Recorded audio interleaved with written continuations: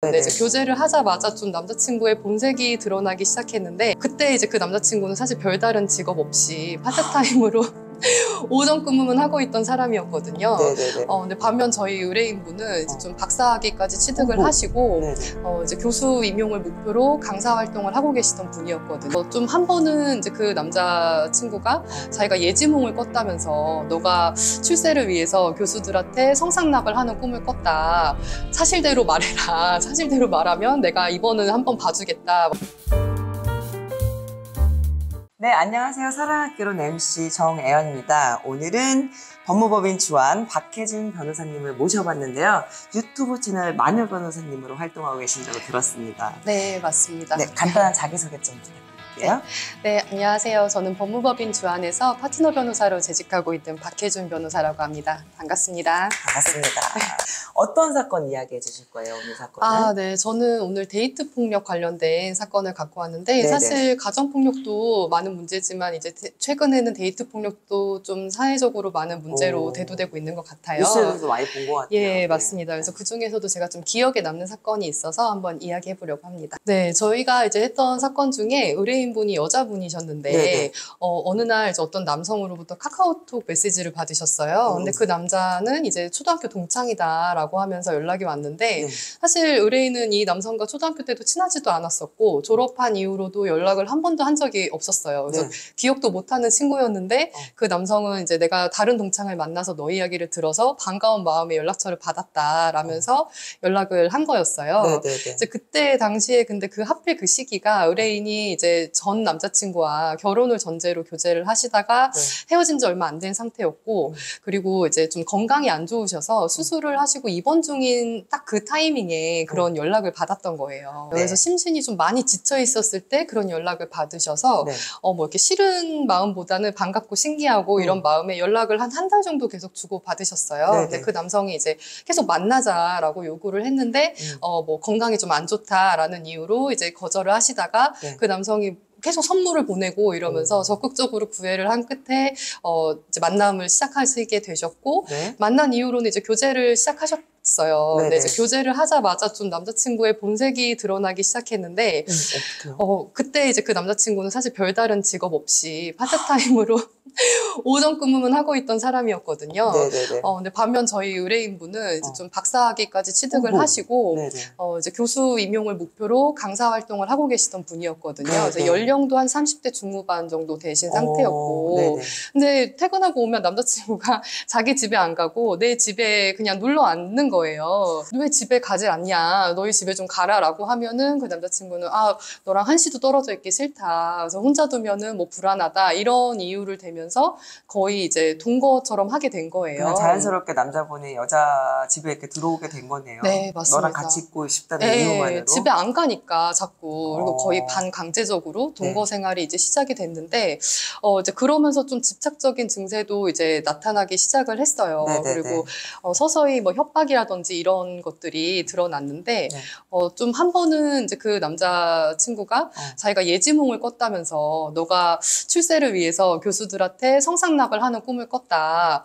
사실대로 말해라. 사실대로 말하면 내가 이번은 한번 봐주겠다. 뭐 이런 식으로 의뢰인을 추궁을 한 거예요. 정말 비정상적인 정신 상태를 갖고 있는 그건 사람이었는데. 정신과 치료를 받아야 될 것 같은데요. 맞습니다. 그래서 정말 그런 상황에서도 이제 의뢰인은 계속 뭐 초반에는 너무 이제 극초반이었고, 네. 남자친구가 너무 자기를 사랑한다고 하니까 네. 이제 뭐 달래면서 이제 좀 한 몇 달 정도 관계를 계속 유지를 하셨던 거예요. 그리고 이제 그 남자친구가 뭐 어느 정도까지로 이제 의뢰인을 협박을 했냐 하면, 정말 일거수일투족을 감시를 하면서 뭐 의뢰인이 출강 나가는 학교에서 이제 강의를 하시고 식사를 하고 있으면은 뭐 그런 모습까지 어디선가 다 보고 있는 것처럼 뭐 밥 먹는 시간인데 밥 맛있게 먹어 이런 식으로 연락을 한다거나. 쫓아다니는 거 아니에요, 그 정도면? 네, 그래서 정말 미행을 하고도 남은 그런 이야기들을 많이 했고, 그래서 의뢰인이 굉장히 좀 무서웠는데, 좀 쉽게 벗어나지는 못하셨어요. 근데 그러던 와중에 그 남자친구가 거의 한 달 정도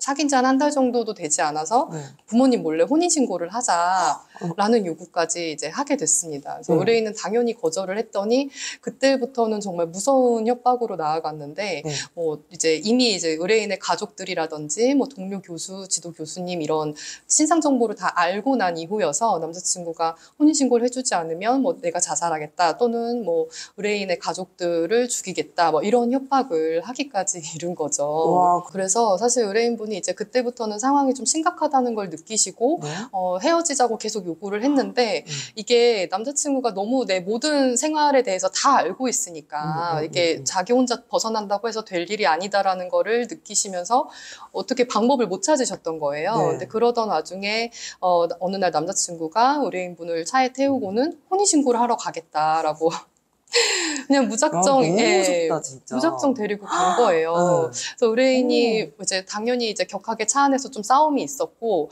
근데 그 상황에서 남자친구가 협박과 회유를 이제 반복하면서 혼인신고만 해주면 내가 너를 더 이상 괴롭히지 않겠다. 나를 떠나지 않을 거라고 믿고 의심하지 않겠다라고 회유를 한 거예요. 그래서 혼인신고 하셨어요? 네, 그때 당시에 의뢰인이 너무 사실 며칠 동안 또 막 한 번 괴롭히면 밤새 잠을 못 잘 정도로 괴롭히고 이러기 때문에 되게 정신적으로 많이 지치고 학대를 당한 상태였어서 이성적인 판단을 못 하셨던 거죠. 그래서 혼인신고까지 하셨습니다. 혼인신고를 해주면 괴롭히지 않겠다라고 했지만 혼인신고한 이후에도 이제는 또 배우자라는 이유로 더더욱 무서운 집착과 협박이 계속되었는데 뭐 심지어 의뢰인이 자고 있을 때 의뢰인의 뭐 성기라든지 신체 일부분을 불법적으로 촬영한 사진과 동영상이 굉장히 많이 발견되기도 했고요. 예, 그리고 의뢰인의 이메일이나 뭐 이런 카톡 이런 거를 무단으로 계정에 접속해가지고 거기서 주고받은 그 상대방의 정보까지 다 이 남자친구가 빼돌린 상태였어요. 의뢰인은 혼인신고한 지 한 달 만에 남편에게 이제 이혼을 요구를 했는데 이혼을 요구했더니 이번에는 의뢰인의 핸드폰을 빼앗고 3일 동안 집안에 감금을 하기도 했습니다. 그래서 이게 본인 스스로도 가둔 거예요. 남자친구가 본인과 의뢰인을 둘이 같이 집안에서 3일 동안 나가지 못하도록 감금을 했고 또 뭐 심지어 그 와중에 뭐 너의 차에서 카섹스를 한 흔적을 발견했다. 그래서 이 휴지에 이제 정액이 묻어 있을 거다라고 하면서 정액 반응 검사까지 의뢰를 했는데 당연히 결과지는 음성으로 나왔거든요. 근데 진짜 양성으로 아니네요, 정말 양성으로 위조를 해가지고 의뢰인이 인정할 때까지 또 감금을 하는 거예요. 사실 뭐 이 사람은 뭐 이 의뢰인에게 직접적인 뭐 신체적인 폭행, 심각한 폭행만 하지 않았을 뿐이지. 와, 정신적 피해는 어마무시하겠는데요. 그렇죠. 그래서 연인 사이에서 할 수 있을 법한 범죄 행위를 다 한 거고, 의뢰인분이 그렇게 한 3차례 정도 감금을 당하신 끝에 이제 그제서 정말 벗어나야겠다라는 생각으로 이제 변호사를 찾아오시게 된 거예요. 그래도 그 변호사님 찾아올 수 있는 시간이 있었나 봐요. 이렇게 틈이 있었나 봐요. 그렇죠. 그러니까 뭐 며칠 감금했다가 풀어주고 일은 해야 되니까 또 의뢰인분도 그러니까 일은 할 수 있게끔 강의는 또 나가셔야 되니까. 그래서 근데 그 와중에도 이어진 협박은 뭐 또 내 친구 중에 누구 구체적으로 어떤 누구 특정을 해서 뭐 조폭인데 뭐 사람 한둘 죽이는 건 일도 아니다. 뭐 너가 도망가 봤자 너 때문에 너희 가족이 죽으면 네가 도망가서 제대로 살 수 있을 것 같냐. 뭐 이런 협박까지. 저희가 이제 이 사건을 수임을 하고 형사 고소랑 혼인 무효 및 이혼 소송을 제기를 했는데 이제 의뢰인분이 가장 원하셨던 거는 사실 이제 혼인 무효 확인이기는 했어요. 근데 저희 법제상 우리나라 법제상 혼인 무효를 인정하기는 좀 굉장히 엄격하게 보고 있거든요. 그래서 혼인 의사가 정말 합치되지 않은 채로 혼인신고가 이루어졌어야 되는 건데 이 의뢰인의 상황상 뭐 그 상황을 모면하기 위해서든 어떤 이유에서든 어쨌든 본인이 직접 혼인신고를 하겠다라는 의사로 동의해서 하신 거다 보니까 혼인 무효에 해당하지는 않는 상황이었어요. 너무 억울하시겠다. 네, 그래서 뭐 안타깝지만 그 부분은 저희가 이제 예비적으로 주장한 이혼 청구가 인용이 됐고, 이제 대신에 형사 고소를 저희가 지금까지 제가 말씀드린 것만 해도 굉장히 여러 범죄 행위를 저질렀는데 저희가 형사 고소를 먼저 했어요. 그래서 접근 금지 처분을 받은 상태에서 그 가사 소송을 진행을 했거든요. 근데 사실 형사 고소를 했다고 해서 또 형사 재판까지 판결이 나오기에는 굉장히 긴 시간이 걸리고 뭐 이러다 보니까 이제 병행해서 진행을 한 상황이었는데 네. 제가 말씀드리지 않은 것 중에 이 남편이 했던 또 범죄 행위가 굉장히 구체적으로 명예훼손까지 했는데 본인의 뭐 프로필 사진에 의뢰인의 실명을 올려놓고 뭐 창녀라고 올린다든지 아니면 이제 그 지도 교수님이나 동료 교수들에게 다 이메일을 전송하면서 네. 간접적인 협박이라든지 뭐 의뢰인에 대한 비방 이런 명예훼손적인 그런 내용도 메시지나 이메일로 많이 보내놨고 해서 네. 지금 말씀드린 것만 정리해보면 뭐 협박과 명예훼손, 네. 감금, 네. 그리고 아까 그 신체 일부를 촬영한 불법 촬영은 이제 성폭법상 불법 촬영죄에 해당하고 네. 뭐 무단으로 이메일 계정 이제 접속하고 이런 것도 정보통신망법 위반에 해당하고 네네. 예, 접근 우와, 금지 엄청 제목이 많네요. 그렇죠. 그래서 네. 접근 금지를 받은 이후에도 사실 세 차례나 주거에 침입했기 때문에 주거 침입죄까지 해서 네. 거의 한 6가지의 제목에 해당되는 범죄 행위를 저질렀고 네. 근데 저희가 이제 불안했던 부분은 초범이다 보니까 혹시 집행유예가 나오지 않을까 바로 우려했거든요. 찾아올 것 같은데 집행유예 나오면. 맞아요. 그랬는데 다행히 좀 재판부가 정말 이 문제를 심각하게 인지를 했던 것 같아요. 그래서 집행유예 없이 징역 2년으로 실형을 선고받아서 구속된 상태에서 이혼 소송은 항소심까지 진행이 되긴 했습니다. 네네. 예. 근데 그런 거는 궁금해요. 이런 상황에 놓여졌을 때 네. 이게 뭐 시청자분들은 이거 봐서 그럼 진작에 또 도망쳐 나올 수 있었던 거 아니야? 이런 생각 하셨을 것 같은데. 맞아요. 그래서 사실 어떤 분들이 이런 데이트 폭력이나 뭐 이런 가정 폭력 이런 얘기를 접하시면은 왜 저거를 진작에 못 벗어나고 저렇게 당하고 사나라고 생각을 하시는 분들도 많으실 것 같은데 네.